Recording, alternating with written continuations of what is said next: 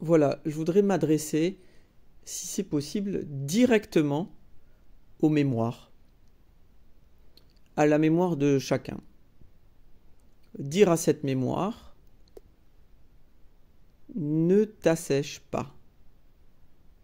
Dire à cette mémoire qu'en tant que mémoire, elle n'est pas là pour conserver, comme un cimetière, un certain nombre de souvenirs.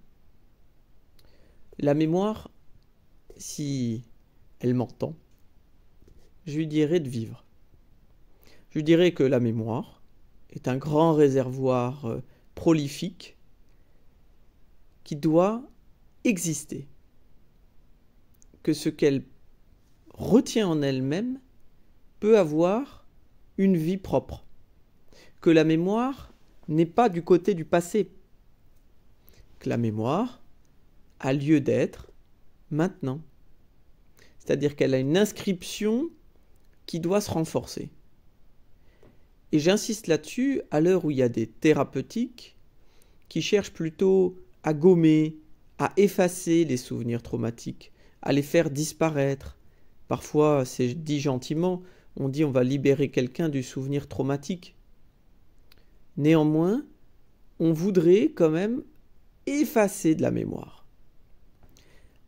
Simplement, ce qui est en mémoire doit être vécu, doit être revécu, doit être interprété, doit être transmis. Ce qui n'est pas transmissible, pense-t-on, ce que l'on n'arrive pas à interpréter parce qu'on dit c'est pas interprétable, c'est un fait tel quel et il n'y a pas de raison de revenir dessus, façon de dire en quelque sorte circuler, il n'y a rien à voir. Bien dans ces deux situations, on commet, je pense, une sorte d'erreur. L'erreur de penser que la mémoire, ça ne se conjugue plus au présent. C'est juste du passé qui doit, dans certains cas, je parle des événements traumatiques, doit être éteint. Ce qu'apporte la psychanalyse, c'est que la mémoire n'est pas une propriété privée. Que la mémoire est aussi collective, qu'elle passe par un sujet et qu'elle peut se déplacer vers un autre. C'est ce que nous voyons dans les histoires de famille, dans les non-dits familiaux, dans les cadavres, dans les placards. C'est ce que l'on voit sans cesse quand un enfant, quand on s'occupe des enfants, porte la contradiction douloureuse de ses propres parents. C'est-à-dire que la question des parents, insoluble pour eux, passe par l'enfant qui l'exprime. Il y a un transfert de mémoire. Nous avons donc des mémoires qui s'interpénètrent, qui sont faits pour ça. Ainsi, aborder la mémoire de quelqu'un, qu'elle soit traumatique ou qu'elle ne le soit pas, comme un espace individuel. C'est une sorte de vision individualiste de la mémoire. Bien, ça contrevient complètement à ce que sont par exemple des sociétés où il y a de la mémoire qui nous appartient à tous. Du souvenir, il y a des processions parfois mémorielles, des célébrations aussi, dans lesquelles on se souvient ensemble.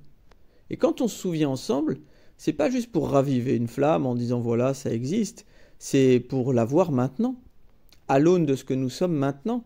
Ainsi, votre mémoire traumatique, vous pouvez la revivre toujours au présent, dans un présent renouvelé. Et regarder son histoire, quand on a 10 ans, 15 ans, 20 ans, 30 ans, 50 ans, 60 ans, 80 ans, c'est jamais la même chose. Même si, pour certains qui sont des objectivistes, des réalistes, ils diront c'était toujours le même événement. Mais pas du tout. L'événement n'a cessé de grandir, de se transformer par la redondance de sa transmission. Et il nous faut donc, pour quelqu'un qui est dans le trauma, non pas l'inviter à tout effacer en lui, comme si on voulait effacer sa mémoire, mais lui permettre de la transmettre. Et c'est ce que la psychanalyse réussit quand elle est bien conduite. Voilà.